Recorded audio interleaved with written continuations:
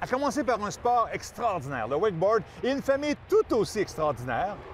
Deux frères, parmi les meilleurs au monde dans leur sport, et un père qui a tout fait pour permettre ses rêves jusqu'à creuser pas un, mais deux lacs. Voici l'histoire exceptionnelle de la famille de Rome.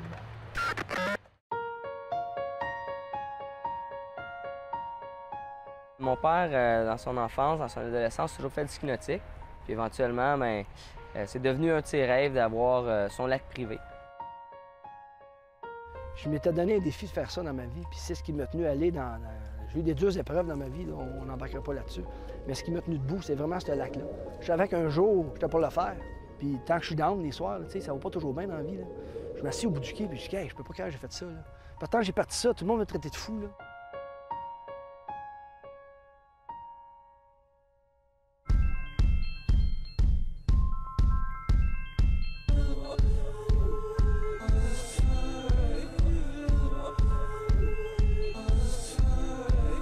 On est au Wow Plaza à Saint-Zotique. On est à 9 km de la bordure de l'Ontario sur l'autoroute 20. Mais à côté, on a le lac.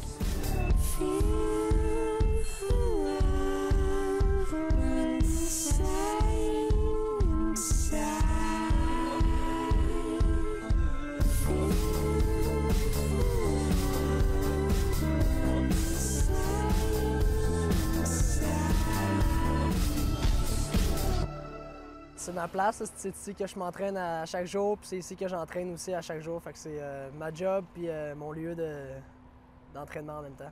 On a un gros lac privé, c'est 2700 pieds de long, puis 300 pieds de large d'un côté, 150 pieds de large de l'autre côté. Après, on a un autre petit lac qu'on a construit 2 ans plus tard. C'est 700 pieds de long, puis à peu près 100 pieds de large. C'est un câble qu'on a mis là-dessus.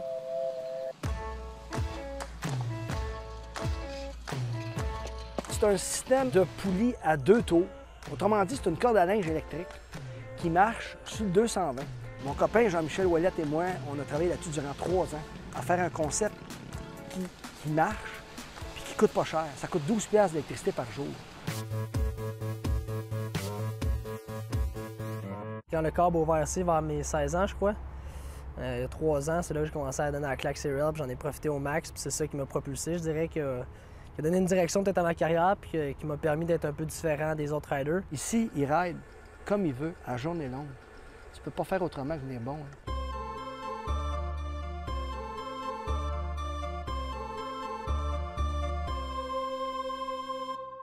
À chaque fin de saison, il y a un gala pour le Wake qui s'appelle les Wake Awards. Puis Raph, il a été le Rail Rider of the Year. Ça veut dire que tu es le meilleur rider au monde sur les obstacles.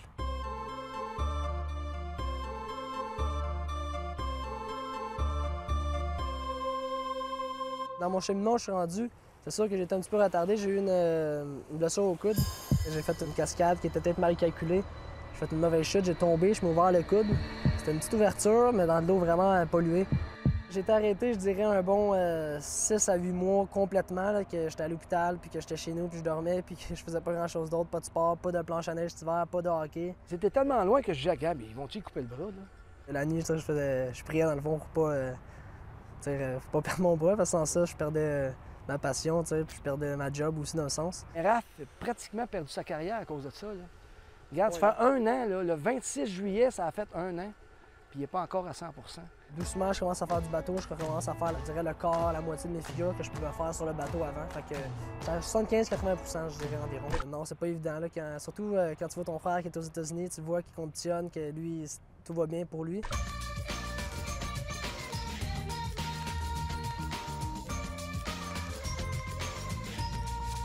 L'année passée, j'ai terminé 5e sur le Pro Tour. Au niveau mondial, si tu veux, je suis dans les 10 meilleurs en bateau en compétition. Plaisir, sourire, travail.